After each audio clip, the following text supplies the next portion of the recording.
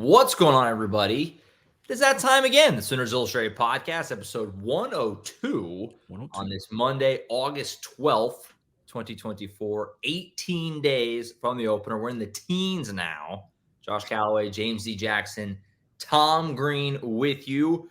Fall camp is rolling on. Team had their first scrimmage. We have some intel and notes. We'll get into that, as well as we talk to more players the other night, late on Saturday night. We'll talk about all that, all the latest from fall camp. We'll continue to peel that apart as the season opener gets closer and closer. We also have our position preview series, which we are continuing. We got tight ends and offensive line today. That should be pretty interesting convo, I think, about both those positions. Some things to like, some things to be worried about, I think is fair. And we'll get into that as well on the program today on a Monday, kicking off the third to last week, or second to last week of camp, I guess, third week before the games get started. But let's first, I guess, since we're here, it just happened 20, 30 minutes ago. AP poll is out. Oklahoma's number 16. What do we think? Too high, too low, just about right? What do we think? I mean, it feels about right. I mean, they finished last season 15th. Yeah. And then kind of just considering what they lost on the offensive side, kind of the uncertainty over there. Obviously, everybody has pretty high expectations for Jackson Arnold, but you're still replacing, one of the most experienced starters in college football at the quarterback position, and then losing all five regular starting offensive linemen, having replaced them. And just the questions on that side of the ball kind of counterbalances all the, high expectations for this defense that, returns 86% of its production from last season. It's like one of the most experienced defenses in the country. But yeah, it feels about right. I think the biggest takeaway for me is just like we've talked at length about how difficult Oklahoma's schedule is this season. Mm-hmm. 6 of their 8 SEC games are against teams ranked ahead of them in the top 15 there. Nuts. That's absurd. That's brutal. Mm-hmm. It's crazy. Yeah, I mean, I think it's just about right as well. I mean, probably the only team I could see them jumping at this point in time would be Tennessee, because they're 15. But you could probably talk yourself into that at this point. But yeah, like Tom said, a lot of this is just about what OU's trying to replace, what they brought back, and things like that. And so it's going to be defensive heavy driven team. And so on the offensive side, you still have questions. I mean, you just don't know yet. And so I think 16 is a very good spot for them. I think they kind of still have the respect of being Oklahoma and being still kind of high and being in the top 16 of this AP poll. But I think that all goes together there. Yeah, I'd love to get mad about the AP poll, as pointless as that is, just because it'd be fun to do. But yeah, I agree. I mean, it's about right. I'm with Tom. The thing that jumped out to me more than anything was I'm scrolling now looking for OU's logo, and I'm just saying that's another team that OU plays. There's another team that OU plays. Mm-hmm. It's crazy. We knew that, and it's just nuts in general that they could be 16th, and yet they're the 8th highest team in the SEC. Just goes to show the absurdity of the conference. But yeah, I mean, I think anybody 11 through 15, if you said OU was ahead of them, I wouldn't really push back on it. The top 10, I think, is pretty solid. But yeah, 16 is about right. And I noted this on the board just now underneath Tom's thread about the poll. It always feels like the best Oklahoma teams forever. Me growing up and just as far back as I can remember, always kind of seem to be a little overlooked in the preseason. Like, this has kind of always been money zone. That's true. It kind of seems like the years where they're real high up in the top 5 is when things kind of don't go so well. 2021 being the most recent example of that. This is kind of a good spot to be in. Kind of right in that you're getting respect. You're coming out of nowhere, but you're not up high with the spotlight on you. Oklahoma can kind of fly under the radar for a while, which I think is a good thing. Yeah, and that's kind of been the case in Brent's first 2 seasons too. I mean, 2 years ago they were 9th, I believe, and then obviously had the kind of disastrous season that they had in that rebuilding year. Last year entered the season ranked 20th, finished 15th, so they outperformed expectations from that standpoint. But I agree, it's kind of, I don't want to say they're being overlooked by any means, because there's obviously respect for what they're building there, and it's kind of evident even as they move to this new conference. But it's a deep conference, and not everybody's like, oh man, Oklahoma might be able to win this or something. So I'm curious to see if they're able to kind of outperform those expectations again. Hey, it just goes to show again that you got to watch college football just a little bit different this year with the playoffs and the expansion and everything. It's like that as well. So like being 16 is a very good spot to be in. Obviously 12 are getting in. That's still a very respectable spot to start at and try to build from here out throughout this season. And it'll always be fun too when you get to the end to look back and to see how ridiculous, because there's going to be at least a few teams on here it's absurd how high they are. That's how it is every year. You mentioned OU was 9 2 years ago. They got as high up as 6 after they blew up Nebraska. Yeah. Obviously, the rest of the year went how everybody knows. So, but a good spot to start there. All right, fall camp. So fall camp is rolling on. They're about halfway-ish through it, like we said. First scrimmage was on Friday. VIP notes are up there on the board. Our VIP members have created a lot of discourse on the message board for us. It's why you should become a VIP member of Sooners Illustrated. Keep up with that kind of stuff. I won't get into the nuts and bolts of everything. We'll reserve that for people who are on the site. But in an overarching sense, defense dominated this thing. Offense really struggled. I was told from a very reliable source that they went for well over 2 hours, and the offense scored 1 touchdown, had 1 play of over 20 yards. It was a massive struggle. Obviously, again, we didn't see it with our own eyes. We don't know what exactly was it just the offensive line. We don't know. But in an overarching, broad sense, the defense dominated this thing. How does that hit your guys? Is that more, oh boy, problems? Is that more this defense is really good? A little of both? What is your kind of reaction to hearing that from the first scrimmage? I think a lot of it is about the context. This time of year, you look across the country, and just like even like historically at most teams that I've covered, at least, that first fall scrimmage is usually dominated by the defense. It's a lot easier for the defense to react, especially when they're, going against an offense that they're familiar with, that they've been seeing every day in practice too. And this defense was going to be ahead of the offense regardless.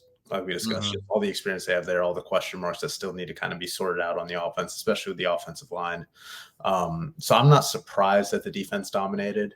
But it's also one of those things. There's 2 ways to look at it. If you're a fan or if you're an analyst, it's like, oh man, this defense is like that good that they're making a offense that was, one of the top in the country last year look bad. Or, are there concerns about this offense? Like, is this offense not going to live up to what it needs to be? Is it not on track to where it needs to be? But I think the truth always lies somewhere kind of in the middle there. Yes, this defense is really good. Yes, it was a bad day for the offense, but I don't think the sky is falling over there. I think it's early in camp. They're working things out. They're installing things. They're still, working in some new pieces. Branson Hickman, these are his first, handful of practices with the team. And he's, him and Jackson Arnold are the only 2 guys out there that are touching the ball every single play. So it's going to take some time for everything to gel. But that's why you have fall camp. That's why you have these scrimmage situations. We've heard them say iron sharpens iron all the time. So you hope that the offense, fixes some things and makes this a productive learning experience. Yeah, it's not surprising at all. As we talked about the talent that's coming back on the defensive side, and then you got a young quarterback, offensive line that's not all the way there just yet. It's a lot. I mean, you face a defense that is already going to be one of the top 10 defenses, top 5 defenses in the country. They know your plays, they know your audibles, they know all of that as well. They can hear it on the field, and so that all makes it very difficult on the offensive side. And I think even last year, I think at this time, the first scrimmages that we talked about, I think the defense had won that battle as well too. And then OU's offense ended up being like a top 5 offense when they were actually rolling in the middle of that season. So I mean, it could go either way, like Tom said. It falls in the middle right there. I mean, you can't really take too much from it, but it is notable that maybe Jackson Arnold had a couple more interceptions and things like that. You got to figure that out. I know he's playing a very good defense, but that's one of my main concerns, I guess, in terms of that. For sure. No, I mean, it's like you guys said, not overly surprising. It's very college football. It's part of what makes it great to just freak out and overreact to a scrimmage. The first scrimmage too. They're going to scrimmage again, which intrigues me greatly. There's one, I believe, scheduled for Wednesday of this week. How that goes is very interesting to me. Is it just more of the same? Because I think all those concerns become a bit more valid if it's just 2 more hours of the offense getting their head beat in, So that's going to be very interesting to me to see how the next one goes. But yeah, not surprising at all that the defense is kind of controlling things. That was a bit of a theme we heard throughout spring. It was kind of the same, that the defense is doing what you would expect, that has all these veterans and all these returning players, and it's supposed to just be a good defense.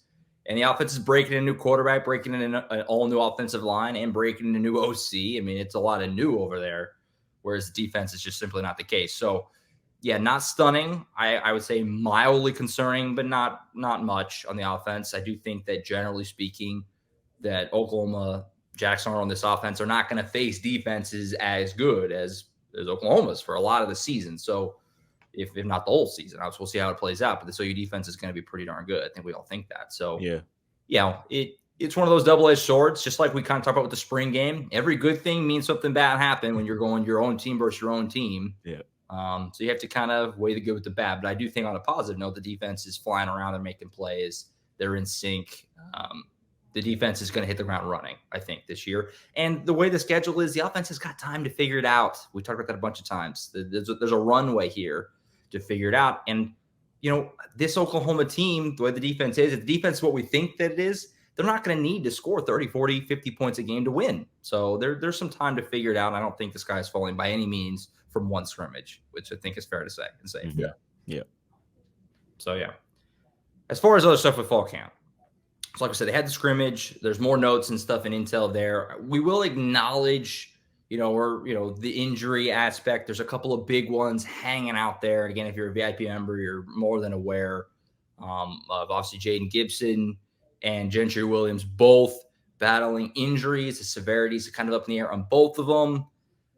We're going to talk to Brent Venables tomorrow. And so I feel like probably we'll get more into that next week, since we're literally going to talk to Venables tomorrow and he'll have the chance to address where we're kind of at on those. I think most fans who are plugged in know kind of what the sentiment is on both of those. And if you're a VIP member, you kind of get a little bit of the sentiment from us on what we kind of feel on both of those. We'll get more into that, I think, after Venables talks. So we'll acknowledge that there. But as far as other things with fall camp, they've had a few more practices. We talked to guys on Saturday night. Those are all on the YouTube channel, those 4 interviews.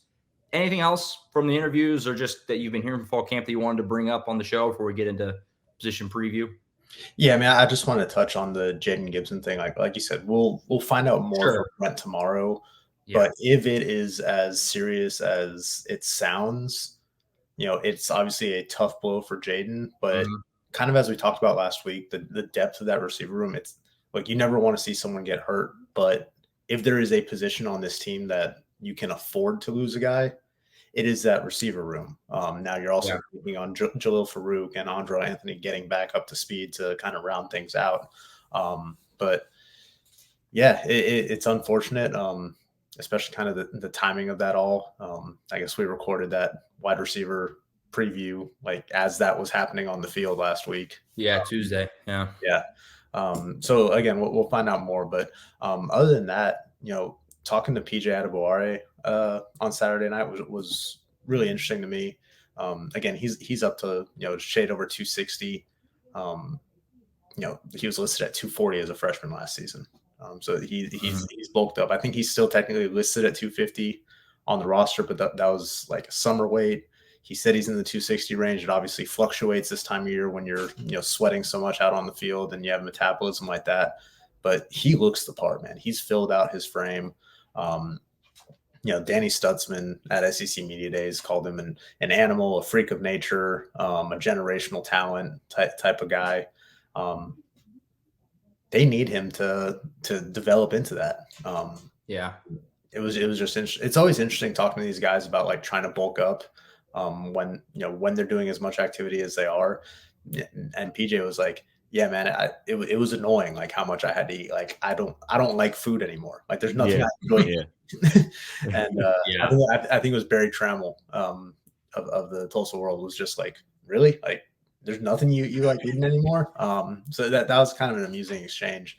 But other than that, listening to him talk about going up against these offensive tackles in practice too, he's pretty confident these guys are like SEC ready offensive tackles. Now, I know the offensive line still has a lot of things to work out, but to hear that about guys, especially, Jacob Sexton and Jake Taylor, like we discussed, 2 guys that are in their 3rd year in this program, in this system, have gone through the development with Jerry Schmidt multiple seasons now. To hear that about their progress, I think is a promising sign for this line. And obviously you have guys like, Michael Tarquin and Spencer Brown mixing in there too. But I think the fact that their in-house guys are being developed and getting up to a level where they're feeling more comfortable going up against those guys, best versus best, that bodes well for the long-term outlook of this offensive line. And didn't PJ mention like Spencer Brown first when he talked about the offensive line? And like, I mean, obviously this offensive line doesn't, they have less experience with each other, but they have experience individually. And I mean, that's the biggest thing. Those guys, a lot of them have experience on their side. They know how to play their position pretty well. So that was a good thing to hear from him, because he's going against those type of offensive linemen. You got a guy like this young, like PJ, that's trying to find himself and get actually acclimated with this OU defense and get a starting role on this defensive side. So that was pretty good to hear from him. So, I mean, Tom pretty much said it all. I mean, PJ, he talked a lot about different things, and we learned a lot about him. I mean, you'll see it on our YouTube page. It's all on here. Josh and I were working on videos for that. Josh got them uploaded, so it's all here if you want to hear the full interview from him and the other guys. Yeah, and Fabetchi, he talked about the progress of the offensive line too. And again, it's a work in progress. I think they have a couple moving parts, but he's a guy that they're real confident in. Like we all came out of spring like, okay, he's got this right guard job cemented. And who knows, he might be the only one that has that job of like fully locked down, that it doesn't have someone like pushing him for reps there. Yeah. So again, I'm curious to see how things play out over these next couple of weeks. They still have some things to work out, but I think there's some positives to take away from where things are with this offensive line right now that, might have surprised us, even a couple weeks ago before the start of camp. For sure. No, I agree. There's been some good early returns on some guys that were question marks. I've heard some pretty good things about Michael Tarquin so far. So we'll see how it shakes out. I'm very interested to see. We're having another open practice window tomorrow as well. Tom's always very good about scoping out that offensive line. What's the groupings and stuff. I'm interested to see if that's changed at all since from the last one. Yeah. PJ, it's funny because not that it's surprising. He's a 5-star prospect and is a defensive end, but I wasn't in that scrum, and I look over and I clearly see his entire upper body because he just towers over everyone. He's just such a behemoth, as much as anyone that I've covered. I mean, he's such a monster. I'm very excited to see him this upcoming season. One other small thing too, I just want to mention Jake Roberts. If you're having a bad day or whatever, just go talk to Jake or watch the interview. He's got such a, I don't know the right word, light personality. He's very friendly. And he just, it kind of struck me, he's an Oklahoma kid who obviously was at Baylor, North Texas, then Baylor, now here at Oklahoma. And he's kind of talked about just how appreciative he is to be here and to be at Oklahoma and to be healthy. Obviously, he missed essentially all of spring, if not literally all of it. And so he's healthy now. And he talked about that tight end room and how great it's been working with Joe John Finley, and just it was kind of nice to just see a guy, and they all do, don't get me wrong, but just so open about how much he's just happy to be here. It was kind of cool. So yeah, and I thought it was interesting with both Jake and Fabetchi. When we talked to them last time, we talked to both of them was before spring practices started. So they had been on campus for a couple months, but they hadn't actually practiced with the team. Obviously, Jake was out for the spring. Fabetchi practiced, but this is the first time we've had a chance to talk to them where they've been coached by Seth Luttrell again. These are two guys who started their careers playing for Seth Luttrell. He's a big reason that they're both at Oklahoma now. And it was just interesting hearing them both talk about, picking up right where they left off with him. Talk about, how the offense, hasn't changed much. The verbiage within it has, but it's a lot of the same stuff he was doing at North Texas, a lot of the same stuff he was doing at North Carolina before that. And just talking about his personality, it's he's a man of few words, but he's a good communicator, and he's bringing that energy, he's bringing that physicality to practice. So it's about what they expect from him. So it's just kind of cool to hear their perspective as guys who have been coached by him before away from Oklahoma. 100%. So be sure to keep up with the site and the YouTube channel. Fall camp stuff there. A lot coming tomorrow, Tuesday. We have the open practice window. Brett Venables is scheduled to talk, and more players scheduled to talk. So it is a full Tuesday tomorrow. So you want to be sure to be plugged into the site and YouTube channel. A lot coming your way tomorrow. And then all those interviews and all that stuff is obviously not going anywhere. It's there too if you want to catch up. All right, let's do our position preview. So we started last week. We did a few positions. Quarterback, running back, wide receiver. The wide receiver scores probably would take a bit of a hit now after Jaden Gibson. Again, we're still waiting on official confirmation there on the severity. But we shift on, we press on. Tight ends and offensive line. Let's start with tight end, coming right off of Jake Roberts there. So this is a totally remade room, probably the position that got the biggest makeover of any. Also, Stogner is gone. Blake Smith is gone. You brought in Jason Llewellyn, also transferred out. You brought in Jake Roberts from the portal. You brought in Bauer Sharp from the portal. Devon Mitchell, highly touted prospect, is here. Caden Helms is back and healthy. You also have Cade McIntyre, a young guy floating around, waiting in the wings. Is a totally remade position. So it's maybe the hardest one to fully grasp because it's just all new. Yep. Initial thoughts with the tight end room. It certainly looks to be a lot deeper and more stout on paper, but we'll have to wait and see. What are some thoughts about the tight end room here as we get ready to season comes up, and we'll see what it looks like in a couple of weeks. Yeah, I thought it was telling when we spoke to Brent Venables after, I guess, the third practice or 3 days into practice. And he was talking about the tight end position and just like that room is in such better shape than it's been in either of his first 2 years here. Yeah. I mean, he liked what they had at the position his first year. Braden Willis had a career year. Yeah. Like remember last fall when Brent was just like went on a tangent, just like gushing over Braden Willis as like just like one of those guys that he like loved to coach. But that being said, I mean, they are in significantly better position than they were last year. Like we discussed several times, that was the weakness of this offense a year ago. Didn't really do anything in the passing game. Austin Stogner had, a handful of catches, but was kind of a non-factor. The blocking from the position wasn't great. And Brent even talked about it. He said, they had Austin Stogner, but they didn't have much depth behind him. They brought in Blake Smith last year, and now he's gone to Texas State. He said Jason Llewellyn's gone to Texas Tech. Caden Helms was out all of last season due to injury. And now you're bringing in a guy in Jake Roberts who has experience, like we said, has experience playing for Seth Luttrell, had his most productive season of his career playing for Seth Luttrell, is familiar with that offense. Bauer Sharp, who, a lot of people who, deal with the transfer portal and stuff were really high on him as an FCS transfer coming to the FBS. A lot of power programs were really high on him as well. And then we were all impressed with him throughout the spring, especially in those one-on-one opportunities that we got to see in practice. I mean, he's a big, fluid playmaker, can go up there and get the ball and, make catches in traffic. And then, Caden Helms, when he's been healthy, we've heard really good things. Cade McIntyre's coming along too. Devon Mitchell, he looks the part. I don't know how much he's going to factor in this first year as a freshman, especially when you consider that he's a guy that reclassified and can probably use a year of development before he really, becomes one of those go-to type of options. But they have to feel so much better about where this room is right now than where it was last year, because, I mean, it couldn't have gotten worse from where it was last year. But it looks a whole lot better now.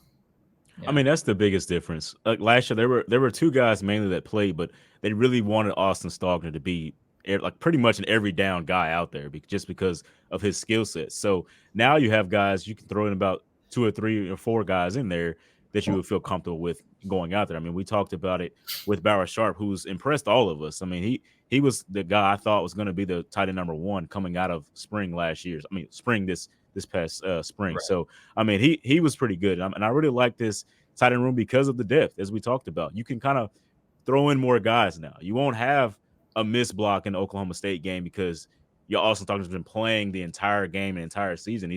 You got guys that are fresh and can be in there and make the plays they need to make to help this team out. And so that's the biggest thing for them. I mean, that's the biggest thing. And the tight end room it's just improved. It's just improved all around. Yeah, I still think Bauer's probably going to be the favorite to start right now, especially with Jake missing spring. But the fact that they can feel comfortable putting both those guys on the field and using some more 2 tight end sets is going to be big for this offense, especially when you talk about the physicality that Seth Luttrell wants to play with. Jake talked about it on Saturday. Like, this position is going to do a lot more than, just catch the ball. They're going to get in there. They're going to run block. They're going to pass block. We'll probably see some H-back usage from those guys too. It's going to be I think that the way that Seth Luttrell uses tight ends is going to be one of the more noticeable differences between Jeff Levy's offense and this offense. Yeah, I agree with everything you guys said. I mean, it was an element missing all year last year. I mean, 2 years ago in 2022, Braden Willis was a huge part of the offense. Yeah. Not a ton of depth behind him, but he was great. And they just didn't really have that last year. We talked about it before, but the longest reception of the year for a tight end was Cade McIntyre in the opener against Arkansas State. It was like 20 something yards. They just didn't have that element throughout the year, so that was a major thing missing. They seem to have addressed it.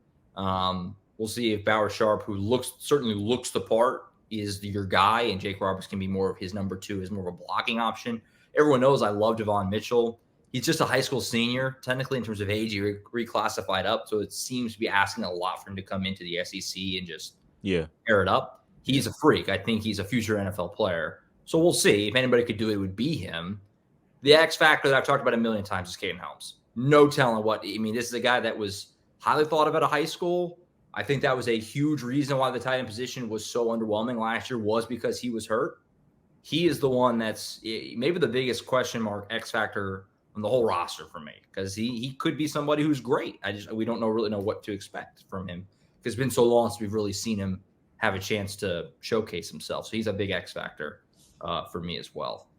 All right, let's rate it. If Caden Helms somehow becomes one of the most dominant players on this offense, I want all of you to give Josh Callaway his credit, because he's just trying to make sure we cover our bases. He's been saying this for quite some time now. Really, he's really high on this guy, but I think he sees what the talent this guy can bring to this team. And so I just want you all to give his flowers if it happens right. Yeah, he's just one of those guys. You watch the high school tape and you remember when they signed him. And I was just thinking, this guy's gonna be good. Yeah. And it hasn't happened because of health. It's just we'll see. Mm-hmm. We'll see. All right, let's rate it 1 to 10. Strength, depth, all that. It's your score. You bake it in. We had some pretty high scores last week. I think we'll probably be on the lower, or at least lower than those, I would think. But it's your score. So we can start with Tom, and then James, you can start for offensive line. I'll have to remember that I'll start the first one next week. We can keep up with that. So go ahead, Tom. 1 to 10. Where are you at on tight ends? So I think this is probably gonna be like a 7 for me. Again, I think this room is so much better than it was a year ago. These guys still need to prove it in this offense because you have so many new faces. But just the fact that you have guys that have played the position and produced, and just from what we've seen in practice, I mean, the stuff that Bauer Sharp was doing in practice, even in the spring, we didn't see that from any of those tight ends in practice last year when we were out there. I mean, it is a different breed of athletes that they have at that position right now. For me, I think it's a 7. Yeah, I'm around that. I'm about 6.8. I guess I would go. I'm really around 7, but just because of the unknowns. But I do know this room is a lot improved just based on depth and the guys they brought in. So 6.8, and I believe that's higher than I had it last year too. So want to go with that there. Yeah, I'm right with you guys. I'll go a little higher, I guess, 7.5. It's still going to be lower. It's lower than the other offensive positions. I mean, we all think Bauer Sharp could be great, but it's a big jump up in competition for him. And, Jake Roberts is a guy who is battling injuries. Devon Mitchell, like I just said, is a senior in high school in terms of age. Caden Helms coming off injury. So the depth is much better, but they all have their own question mark and thing to overcome, basically. So I like it at 7.5. It could be great. I think 7.5 is kind of a spot for me where it's like I kind of give myself room on both sides to say it could be great or it could end up not being so great. Get off the fence, Josh. It's a major on the fence score with the tight ends. Mm-hmm. All right, now the next one. This could be, I don't know, any direction. Offensive line. So we've beat this to death since the end of last season. It's been the talking point. All 5 starters are replaced. We all know the story there with all 5 guys. Caden Green transferred. Walter Rouse, McKay Matoya graduated. Andrew Rame and Tyler Guyton left early for the draft. Tyler Guyton went in the first round. Andrew Rame went undrafted, so that probably wasn't wise. Offensive line, they brought in a bunch of guys from the portal. Spencer Brown, Gary Hatchett, Branson Hickman's probably your starting center. Michael Tarquin. Am I forgetting one more? I'm forgetting one more, I think. Fabechi Nwewu. You signed a bunch of freshmen who were exciting. Eddie Pierre-Louis, Eugene Brooks, among others. Josh Isosa. Yeah. A bunch of guys are back. Jacob Sexton, Jake Taylor. There's a lot of names here who could play, who could be in the mix.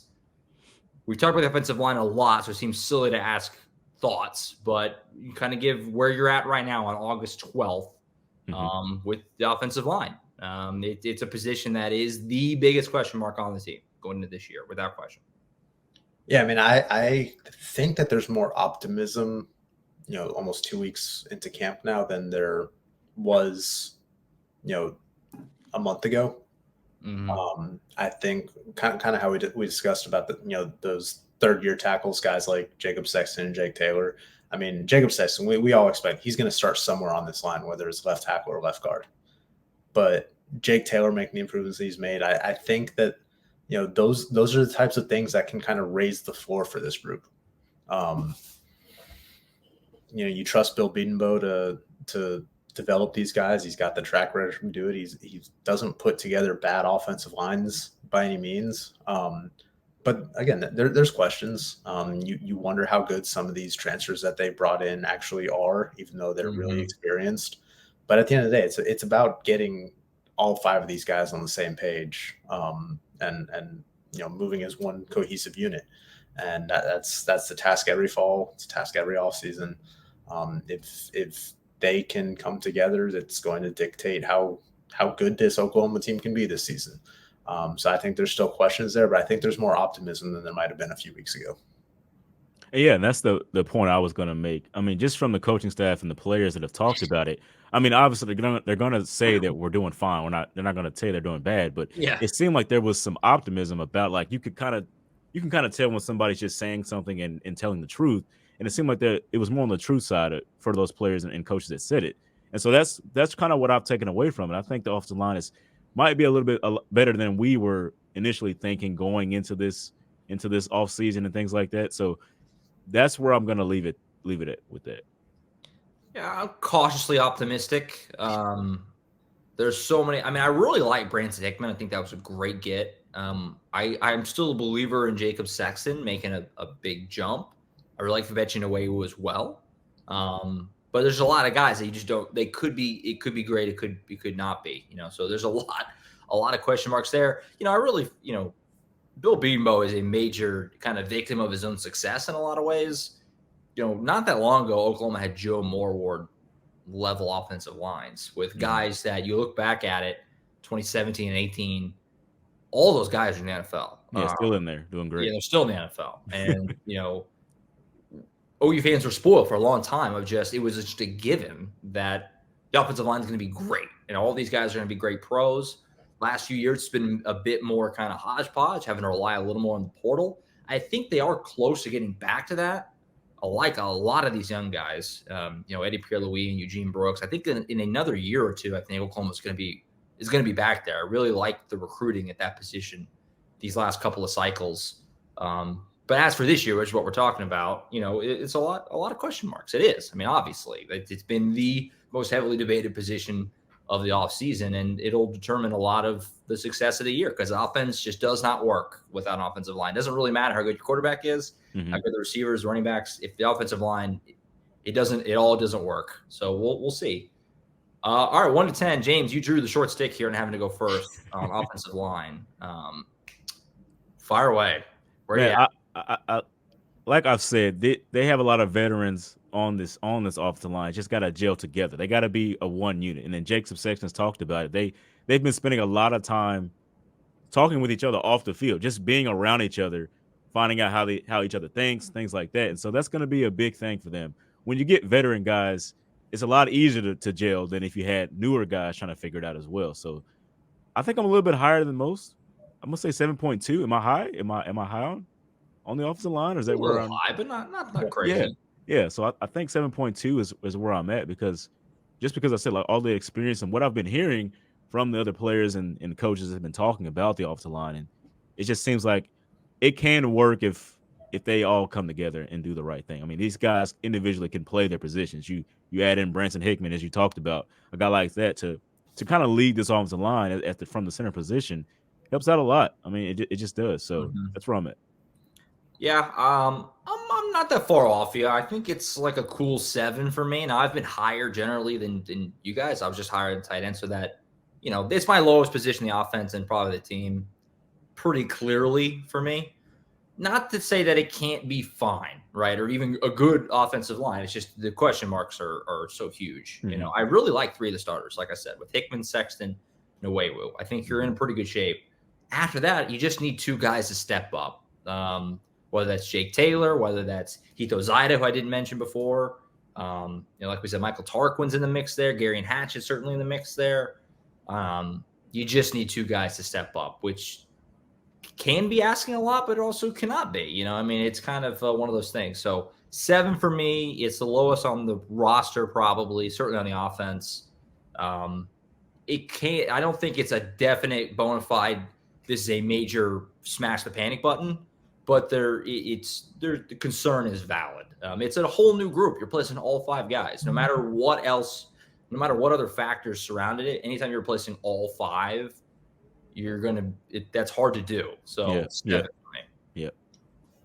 I'm gonna go with a 6.5. Kind of same thought process as Josh. Like, this is gonna probably be the lowest position group that I grade heading into the season. If you'd asked me this a couple weeks ago, I would have probably been a little bit lower. But I think that there is a cautious optimism that they have the guys to make this work. Again, it's just a matter of getting them all on the same page, seeing which pieces fit where. You know, does a Jacob Sexton play left tackle? Or do you feel good enough about moving him to left guard because, you know, Michael Tarquin's been making so much progress at left tackle? You know, is Jake Taylor going to be your guy at right tackle? Or is Hito Zaida going to, you know, continue his development enough to where he can win that job at left guard? Again, I think there's just some moving pieces early in camp. Mm-hmm. And, you know, Brent said it last week. Look, they need to move quickly to narrow this thing down because you need to get those 5 guys working together quickly. Again, you have that runway early in the season to kind of work out some kinks. But I think that they have I think trying the best way to put this. I think there's less concern about them being worse off there than there was a few weeks ago. You know, I don't think they're going to think it's going to be bad by any means, but I think they feel like they're in better shape than they were. Mm-hmm. For sure. Going back to kind of what we talked about, but yeah, I mean, back to what we talked about with the scrimmage earlier. I mean, they're facing a really good defensive line right now in practice every day. You're only going to get better from that, and kind of again re-articulating another same point. They have a runway to kind of figure it out a little bit, right? To kind of build that chemistry. Temple and Houston and Tulane, those are not, obviously no disrespect to those programs, those are not SEC level defenses and defensive lines. So you have a few games to kind of work out some kinks and get some chemistry before it gets going with Tennessee in the 4th game. So there's a little bit of a runway there, which I think is huge for the whole offense, but especially offensive line. Do you have something, James? I mean, yeah, like Tom said, I mean, the 6.5, I like the number. That's probably where I would have been at before we've been talking to the coaches and players and just hearing what they've thought about the offensive line and talking with, you know, people that are familiar with the team outside of, you know, like sources outside of the team as well, talking with them. So just, I like where my number's at, but I like what Tom said as well. For sure. All valid. All right, so we'll continue the position preview next week. We'll shift to defense. We'll have the front 7, essentially, defensive ends, tackles, and linebackers. That'll be next week. Be a fun combo. And then we'll end with cornerback safeties in 2 weeks. That'll be before the opener, for the Temple game on the 30th, which is coming up rapidly. No special teams. If you want. Hearing good things about our guy Zach Schmidt early on in camp so far. Colin will be back later this week. He was out of town, but he'll be back later this week in perfect time because Michael Fasusi is committing next week. So we'll talk to Colin about that and catch up, do a full kind of recruiting catch up later this week. That should be on Thursday. So keep an eye for that. That's going to be a good show. And then 3 of us will be back next week to kind of wrap up all the ways from camp, scrimmage number 2, and do the position preview for defensive tackles, ends, and linebackers. We're getting close. We have real games coming up very, very soon. So buckle down, get the mind right. Yep.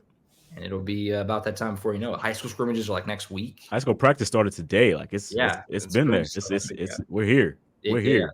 There's no more boring time of the waiting and the talking stages. We're here. It's official. We can get eyes on it. So let's go.